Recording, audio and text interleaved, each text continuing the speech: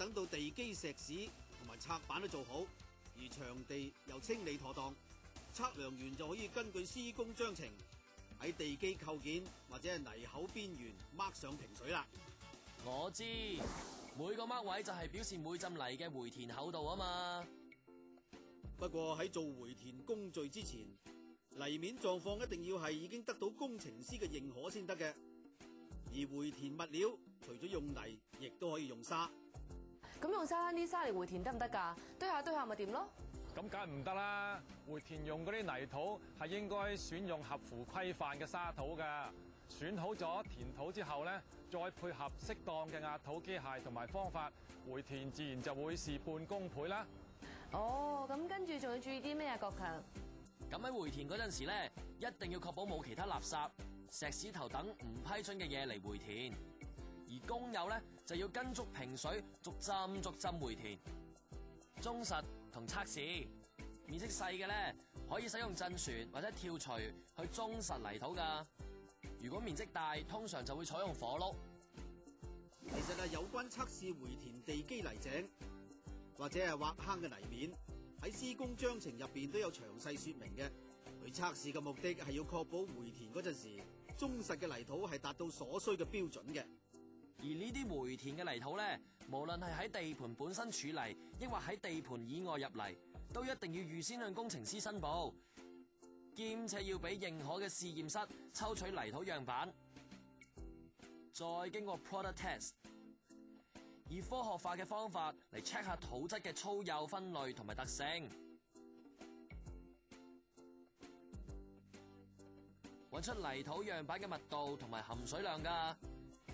以上嘅資料咧，會造成關係對照表，而喺地盤每忠實一浸泥面，都要由試驗室合資格嘅人士喺實地做 sand replacement test。咁經過計算之後，就可以再根據翻之前呢個回填泥土嘅關係對照表，嚟確定泥面嘅含水量同埋忠實程度係咪達到標準啦。如果呢兩個係數都未能夠符合標準要求嘅話，咁承建商就要將唔合格嘅嗰一層泥土翻起佢，等佢曬乾，又或者經過灑水之後重新忠實，然後再做一次測試，直至達到所需嘅要求為止嘅。最後就輪到講拆頂嘅步驟啦。當地基石屎同埋拆板工序都做好，兼且清理妥當之後咧，工友就要配合回填工序，將樁頂構件拆走。不過喺拆之前呢，就一定要確保地基強度已經係達到設計要求，先至可以拆走樁頂構件噶。等等，乜唔係已經就嚟做好晒啦咩？咁如果真係大頭蝦早拆咗個頂，咁又會點咧？過早拆去嗰啲頂咧，個護土牆係有可能會冧嘅，所以拆頂嘅程序同埋樁頂嘅程序咧係同樣咁重要噶。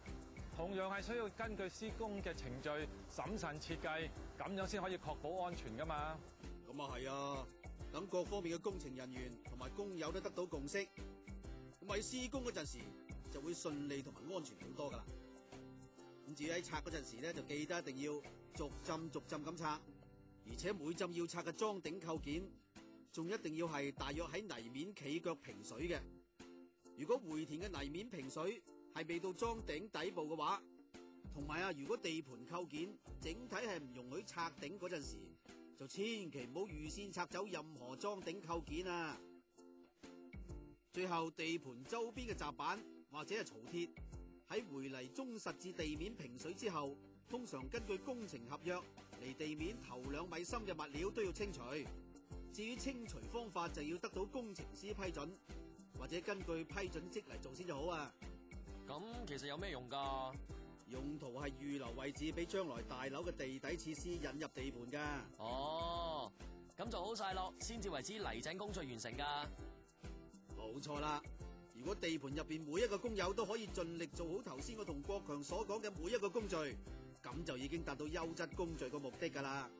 知道未啊，國強？知道啦，炳叔。